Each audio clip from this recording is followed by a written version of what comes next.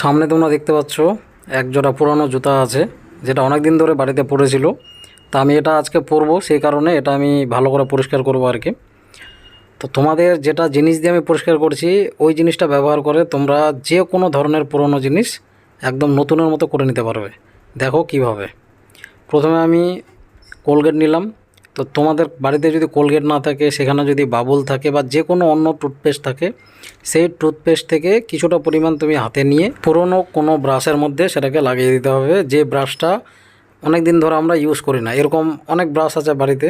যে কোনো পুরনো ব্রাশ নিয়ে সেটাতে টুথপেস্ট লাগিয়ে ভালো মতো সেই পুরনো জিনিসটাকে জল দিয়ে একটু ধুতে হবে।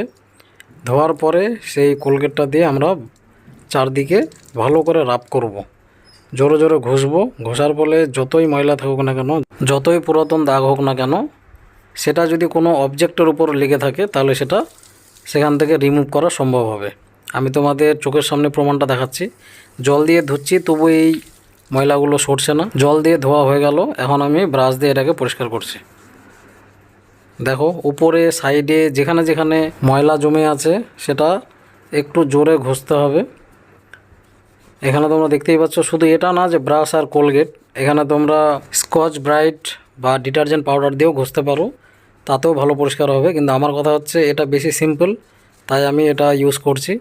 জাস্ট একটা পুরাতন ব্রাশ, তার মধ্যে একটু কোলগেট লাগিয়ে নিলাম, তাতেই খুব ভালো কাজ হয়ে যাবে। আর এটা শুধুমাত্র এই জুতার মধ্যে না, যে কোনো অবজেক্ট, ধরো কাচের মধ্যে কোনো নোংরা লেগে আছে, কোনো বালতির মধ্যে কোনো নোংরা লেগে আছে বা ময়লা জমে আছে, সেটা আমরা খুব ভালোভাবে পরিষ্কার করে নিতে পারবো শুধুমাত্র এই কোলগেটের মাধ্যমে। এখন জুতাটা ধোয়া হচ্ছে, তোমরা শেষ অবধি দেখতে থাকো।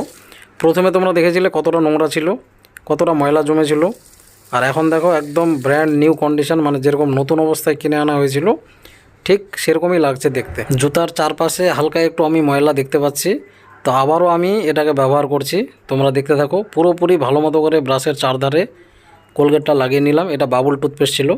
এবার আবারও ওটাতে আমি ঘষছি ভালো করে, যে আশেপাশে ছোটোখাটো যে ধুলোবালি ময়লাগুলো আটকে আছে সেগুলো যেন না থাকে, সেই জন্য এবার দ্বিতীয়বার আমি ট্রাই করলাম।